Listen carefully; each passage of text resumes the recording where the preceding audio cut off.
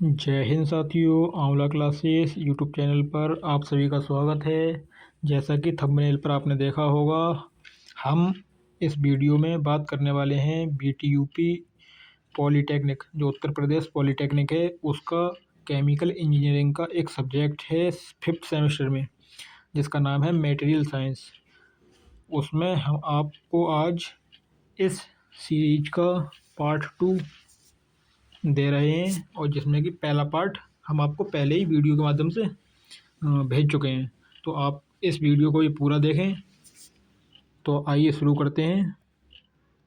जैसे पहला क्वेश्चन है, कंडक्टर, इंसुलेटर और सेमीकंडक्टर। तो जानते हैं इसे क्या होता है। ये कंडक्टर, इंसुलेटर और सेमीकंडक्टर तीन प्रकार के पदार्थ हैं जो विद्युत चालकता के आधार पर वर्गीकृत किए जाते हैं। नंबर 1, कंडक्टर, जिसे हिंदी में कहते हैं चालक। कंडक्टर वे पदार्थ होते हैं जो विद्युत धारा को आसानी से प्रवाहित करने देते हैं।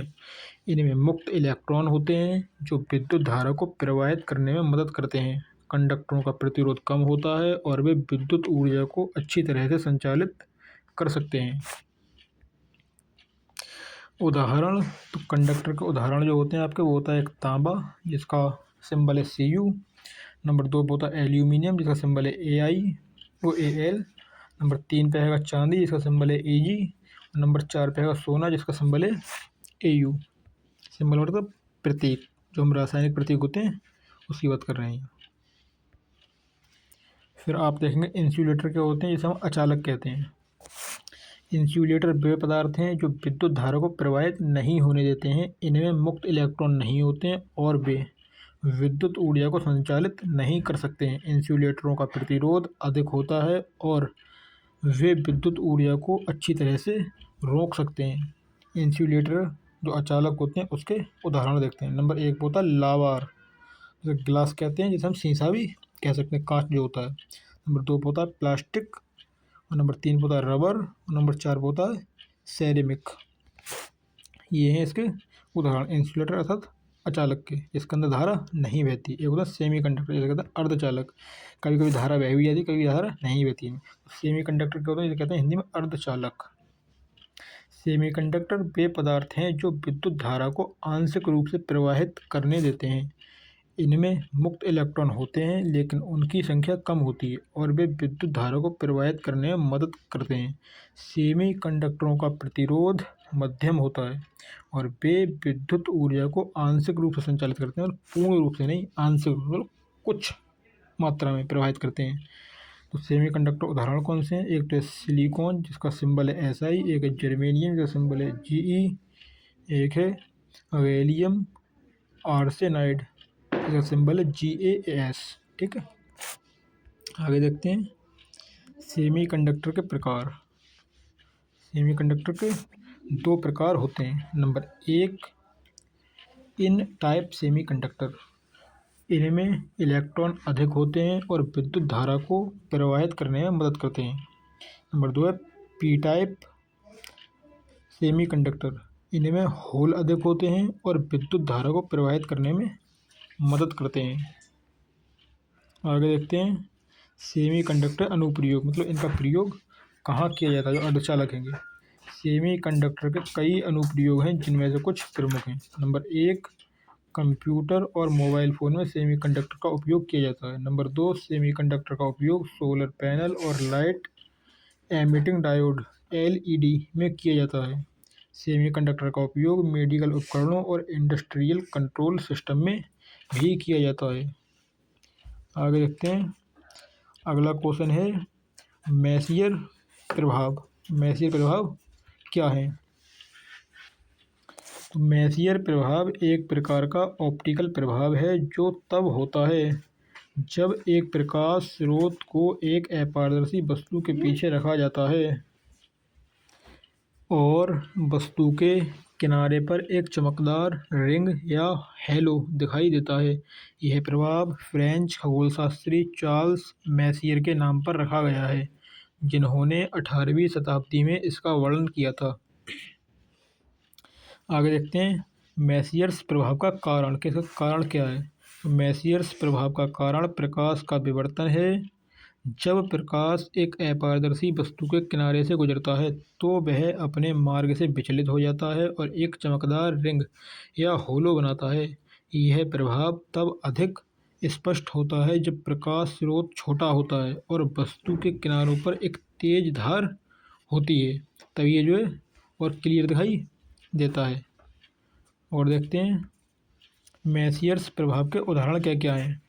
तो मैसियर्स प्रभाव के कई उदाहरण हैं जिनमें से कुछ प्रमुख हैं। नंबर 1, जब आप प्रकाश स्रोत को एक पिनहोल के पीछे रखते हैं और पिनहोल के किनारे पर एक चमकदार रिंग दिखाई देता है, यही मैसियर प्रभाव का उदाहरण है। नंबर 2 पे आ जाओ, जब आप एक प्रकाश स्रोत को छतरी के किनारे पर रखते हैं और छतरी के किनारे पर एक चमकदार होलो दिखाई देता है। नंबर 3 उदाहरण है, जब आप एक प्रकाश स्रोत को एक ग्रहण के दौरान चंद्रमा के किनारों पर रखते हैं और चंद्रमा के किनारे पर एक चमकदार रिंग दिखाई देता है। मैसियर्स प्रभाव का महत्व मैसियर्स प्रभाव का महत्व यह है कि यह हमारे प्रकाश के विवर्तन के बारे में जानकारी देता है और हमें ऑप्टिकल उपकरणों के डिजाइन में मदद करता है। यह प्रभाव खगोलशास्त्र, फोटोग्राफी और अन्य क्षेत्रों में उपयोग किया जाता है। मैसियर्स प्रभाव वाला मैसियर्स प्रभाव के अनुप्रयोग क्या क्या, कहाँ कहाँ इसका प्रयोग किया जाता है। तो मैसियर्स प्रभाव के कई अनुप्रयोग हैं जिनमें से कुछ प्रमुख हैं। नंबर 1 पर जाओ, खगोलशास्त्र में मैसियर प्रभाव का उपयोग ग्रहों और तारों के अध्ययन में किया जाता है। नंबर 2, फोटोग्राफी में मैसियर्स प्रभाव का उपयोग विशेष प्रभाव बनाने के लिए किया जाता है। नंबर 3, ऑप्टिकल उपकरणों के डिजाइन में मैसियर्स प्रभाव का उपयोग प्रकाश के विवर्तन को समझने के लिए किया जाता है।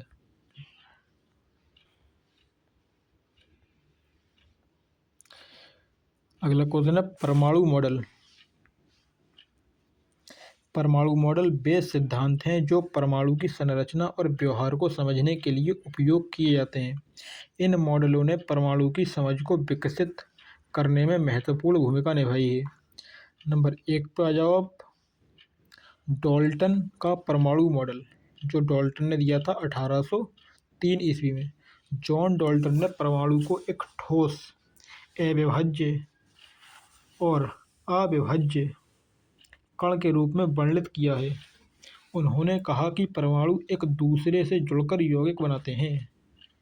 नंबर 1, डाल्टन मॉडल के अनुसार परमाणु एक ठोस गोला होता है। नंबर 2, परमाणु का द्रव्यमान और आकार निश्चित होता है। नंबर 3, परमाणु एक दूसरे से जुड़कर यौगिक बनाते हैं। अगला मॉडल है थॉमसन का परमाणु मॉडल, जो इन्होंने 1897 ईस्वी में दिया था।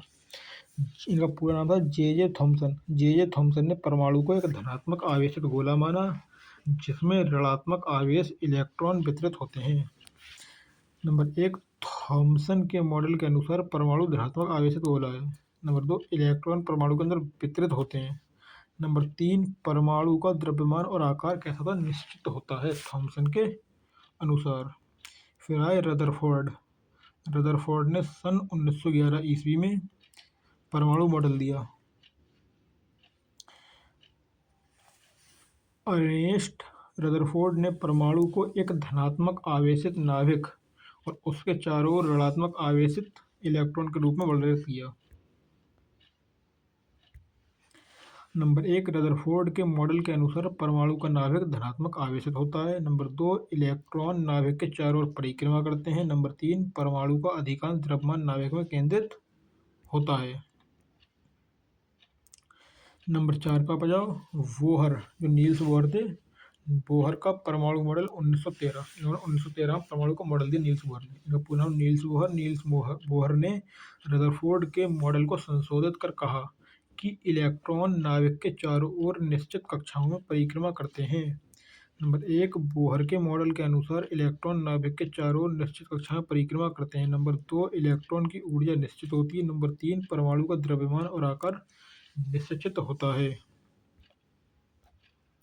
नंबर 5 पे है क्वांटम यांत्रिक मॉडल 1926 में आया था ये मॉडल। क्वांटम यांत्रिक मॉडल ने परमाणु को एक तरंग कण द्वैतता के रूप में वर्णित किया। नंबर 1, क्वांटम यांत्रिक मॉडल के अनुसार इलेक्ट्रॉन तरंग कण द्वैतता प्रदर्शित करते हैं। नंबर 2, इलेक्ट्रॉन की स्थिति और गति को प्रायिकता के रूप में वर्णित किया जाता है। नंबर 3, परमाणु का द्रव्यमान और आकार निश्चित रहता है इनके अनुसार। इन मॉडलों ने परमाणु की समझ को विकसित करने में महत्वपूर्ण भूमिका निभाई और आज भी परमाणु की संरचना और व्यवहार को समझने के लिए उपयोग किए जाते हैं ये मॉडल। तो आज की क्लास में यहीं तक रखते हैं, फिर मिलेंगे अगली क्लास में। आप इन सभी प्रश्नों को अच्छे से लिख कर याद करें, जिससे कि मैंने आपको हिंदी में ही कराए हैं, जिससे कि आपको याद करने में कोई समस्या ना हो। और इसकी किताबें वगैरह हैं अधिकतर आपको इंग्लिश में ही मिलेंगी, जिससे कि यूपी बोर्ड और जो हिंदी माध्यम के बच्चे होंगे उन लोगों को मतलब इस चीज़ को समझने में और याद करने में समस्या होती है। तो मैंने आपको एकदम हिंदी में ही ये सारे प्रश्न कराए हैं। यदि आप इन प्रश्नों को करके जाते हैं तो आप अच्छे नंबरों से पास हो जाएंगे, बैक लगने का तो चांस है ही नहीं। यदि आप चाहते हैं कि आपके और भी साथी जिनके कोई बैक ना आए, तो आप उन्हें भी इस वीडियो को शेयर कर सकते हैं और हमारे चैनल को सब्सक्राइब कर लें इसी प्रकार की वीडियो देखने के लिए। और वीडियो अच्छी लगी हो तो इसे लाइक करें, शेयर करें, और कोई सुझाव हो तो उसे कमेंट के माध्यम से बता सकते हैं। जय हिंद साथियों।